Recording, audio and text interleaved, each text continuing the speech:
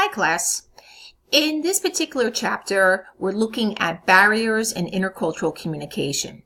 So in a sense, we're looking at roadblocks that may come up when you're trying to communicate interculturally. These 6 roadblocks include anxiety, assuming that you're similar instead of different, ethnocentrism, stereotyping, prejudice, and racism. So let's look at each of these barriers that may occur. Anxiety. It sounds kind of, what do you have to be anxious about? Well, let's think about this. When you are communicating with someone from a different culture, you feel that you may not know what's expected of you as an individual. So there is a natural focus to focus on anxiety, the feeling of being anxious, of trying to communicate clearly, and you may not be as present in that communication process. So anxiety, you put yourself in a situation where you feel you have certain expectations to communicate clearly, and if you don't, that in a sense produces anxiety in that present relationship communication episode, and you may not be as interactive. Some folks even avoid avoidance, because they feel that they're not going to speak their English properly or another language properly. So this individual may have so much anxiety that he or she just will not engage in that communication. So the first barrier, anxiety. The next barrier is assuming that you are similar with someone from a different culture instead of different. So we don't really necessarily look at the context of that other culture. Your textbook looks at music, and the example your textbook looks at with music is that, sometimes teenagers think everybody listens to the same music from all different cultures. And teenagers may listen to music differently. It may not be the same genre of music, first of all, as we know. But, what we see in the United States, usually teenagers with headphones on, walking with their iPhone or iPod and listening. For instance, in Spain, in Madrid, you may see a group of teenagers collectively listening to music. Social customs, assuming that our social customs in the United States or in another culture are the same as somewhere else, and obviously that's not true, and we know that. A classic example of this is in a Scandinavian country. For instance, in Denmark, it's very common to leave your baby in a stroller outside of a coffee shop, outside by itself in a stroller. This happened in, I believe, 1997 in New York City, and the woman was arrested because she was used to her social custom of leaving a baby in a stroller outside of a restaurant. In Denmark is fine, but not in New York City, as we can imagine. And lastly, religious practices, to respect different religious practices of those from other cultures, such as Muslims, and the need to have a prayer rug and a time to pray facing Mecca. It's better to ask what the customs are and not to assume anything. So, second barrier is to assume that we're similar without communicating, asking, is there anything that we can do, whatever the situation would be, whatever, if it's a social custom or religious practice, if it's music, for instance, rather than, assuming that you're similar instead of different. The next barrier is ethnocentrism. And I'm sure you have heard this term before. As we know, or maybe you don't know, the definition is when you negatively judge another culture based on standards of your own culture. So you negatively judge another culture because you're basing it on your own culture. and in some case, you believe that your culture is superior to another culture. That's ethnocentrism. And you know what? The nuances of a particular culture make sense. Nuances of a particular culture make sense when we understand them, when we understand how it fits into the context of that particular culture. So if I said to you, fried crickets are delicious, how do you react? So we'll get back to the fried crickets, because next we're going to look at cultural relativism. And that's kind of a less extreme form of ethnocentrism, but it's in cultural relativism is making simple assumptions that things are the same everywhere. This is also called cultural nearsightedness. You'll see these terms in your textbook.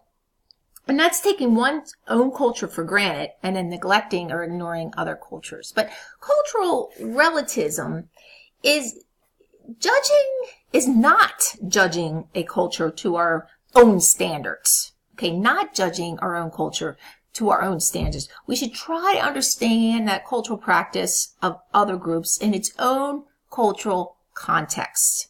So you put yourself in that other cultural context. So it defines itself, in a sense, relativism. So you're real in that particular culture, and then you make your thought you create your thought process. So going back to the fried crickets, okay, in our culture, it's not part of our cuisine. So you may just say, oh no, no, thank you. That's horrible. How can you eat fried crickets? Okay. In a sense, that's ethnocentrism. But if you put yourself in that particular culture where fried crickets are part of that particular culture's cuisine, then you, in a sense, can base your judgment on fried crickets. I hope that makes sense to you. It's just like if I said to you, I like fried chicken, or I like fried mushrooms, something that's very common in our particular culture, and then you make it, you base your judgment based on that particular, in this case, cuisine. Ethnocentrism. Another form of ethnocentrism is Eurocentric ethnocentrism. Eurocentric ethnocentrism. And in this case, this is just another form, like, looking at cultural relativism. What we're saying here is that this type of ethnocentrism only recognizes Western holidays in schools, or only Western history, music and art in those particular areas. And in extreme cases, too, it excludes other cultures and points of view by, obviously, restricted thinking. Okay, so next we're going to look at stereotyping and prejudice as stumbling blocks in intercultural communication. Stereotyping, coined by Walter Lippmann in 1922, and he was a journalist, and he used this term to describe judgments made about others based on their ethnic group membership. Now that's in 1922. Today, it's based on any group membership. The elderly, whether you are a liberal, a conservative, a Republican, a Democrat, we tend to stereotype. We make a judgment on this particular group, or a judgment on this person based on his or her group membership. And as we know, in a sense, this can impede communication, especially intercultural communication. So how does it impede communication? We'll look at that in a slide or two, but I put up here perception of people. And as we know, communication is based on our perceptions, based on perceptions of a situation, of a person. So if you are stereotyping, you, in a sense, make the assumption of a widely held belief is true, okay, when it may not be, So it's very important to not stereotype based on this true belief. In a sense, think about your perception. We'll be looking at perception in this class, how you organize your thoughts, and base it on that particular person. Prejudice, definition of prejudice is, as you can see here, irrational hatred or mistrust, or suspicion of that particular group, race, religion, or sexual orientation. So irrational is a real important word here, because it doesn't make sense. It's a hatred or a mistrust, and it's not based on findings, on rational thinking. Okay, so how does stereotyping have negative effects on communication? As we know, it's harmful. It impedes communication. We make the assumption, if you are stereotyping, that why beliefs are true. A good example of this, and this is in your textbook, in 1997, which probably seems like a very long time ago for some of you, maybe you were born in 1997, American Airlines, they were, in a sense, saying or thinking at this time that they were being culturally sensitive. Culturally sensitive because in their flight manual for flight attendants, it stated that Latin Americans like to drink before takeoff. So, they were trying to be very customer service oriented. But Latin Americans like to drink before takeoff. Is this stereotypical? Is this a stereotype? Is this impeding the communication? Yes, for sure. And obviously that has changed over the years. So, you make this assumption, this belief is true for everyone, and not necessarily, obviously, it's not. So how do we, in a sense, change our perceptions? You communicate based on that particular person's individual, the individual of that person. Cultural relativism that we just spoke about, you want to think about his or her culture based on their context. And in a sense, base your communication on the individual and base it on that particular person's culture and bring the two together. And our last barrier in intercultural communication is racism.